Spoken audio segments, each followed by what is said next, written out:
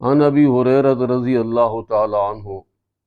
قال قال رسول اللہ صلی اللہ علیہ وسلم المستبان ما قال فعل البادی منہما ما لم یعتد المظلوم،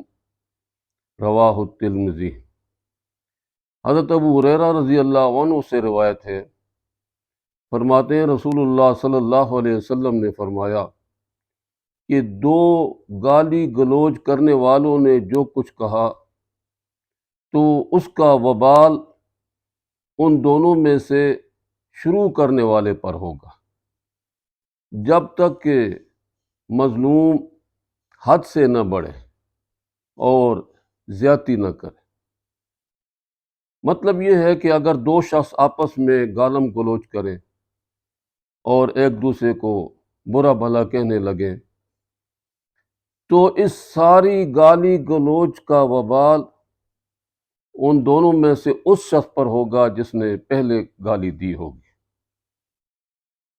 یعنی اس کو اپنی گالم گلوچ کا تو گناہ ہوگا ہی،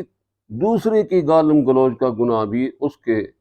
اعمال نامہ میں لکھا جائے گا، اس لیے کہ اس نے ایک فعل کبھی میں ابتدا کر کے اس پر ظلم کیا۔ ہاں، ایک صورت ہے کہ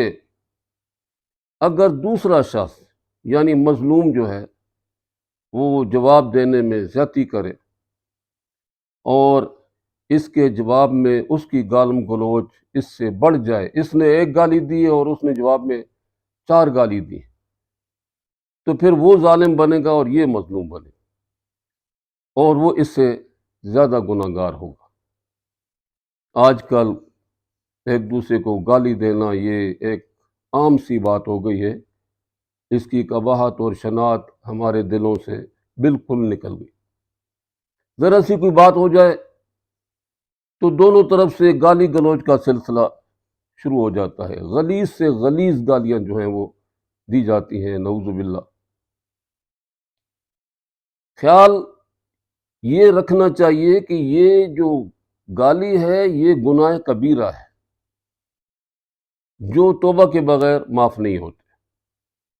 اور پھر گناہ کبیرہ بھی ایسا ہے کہ جس کا تعلق حقوق العباد سے ہے۔ اللہ تعالیٰ اپنے حقوق میں کمی کوتاہی تو معاف کر دیتا ہے، لیکن جو بندوں کے حقوق میں کمی کوتاہی ہو وہ اس وقت تک معاف نہیں کرتا جب تک کہ وہ بندہ جس کے ساتھ زیادتی ہوئی ہے، جس کے حقوق میں کمی کوتاہی ہے، جب تک وہ معاف نہ کرے اللہ تبارک و تعالیٰ معاف نہیں کرتا۔ ایک حدیث میں جناب نبی کریم صلی اللہ علیہ وسلم فرماتے ہیں المسلم من سلم المسلمون من لسانہ ویدہ والمومن من امنہ الناس ولا دمائہم واموالہم۔ مسلمان وہ ہے کہ مسلمان اس کی زبان اور ہاتھ سے محفوظ رہے، نہ زبان سے کسی کو تکلیف پہنچائے نہ ہاتھ سے، اور مومن وہ ہے کہ لوگ اپنے خونوں اور مالوں کے بارے میں اس سے مطمئن ہوں۔ وہ فرمایا والمہاجر من حجر ما نہی اللہ عنہ، حقیقی مہاجر وہ ہے کہ جو اللہ تبارک و تعالیٰ کی منہیات سے جن کاموں سے اللہ نے روکا ہے ان کو چھوڑ دے، یہ ہے حقیقی مہاجر۔ لہٰذا ہمیں چاہیے کہ ہم اپنی زبان سے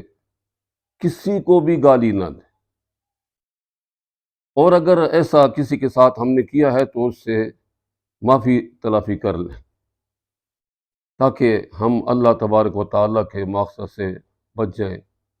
اللہ تعالیٰ عمل کرنے کی توفیق عطا فرمائے۔ وآخر دعوانا ان الحمد للہ رب العالمین۔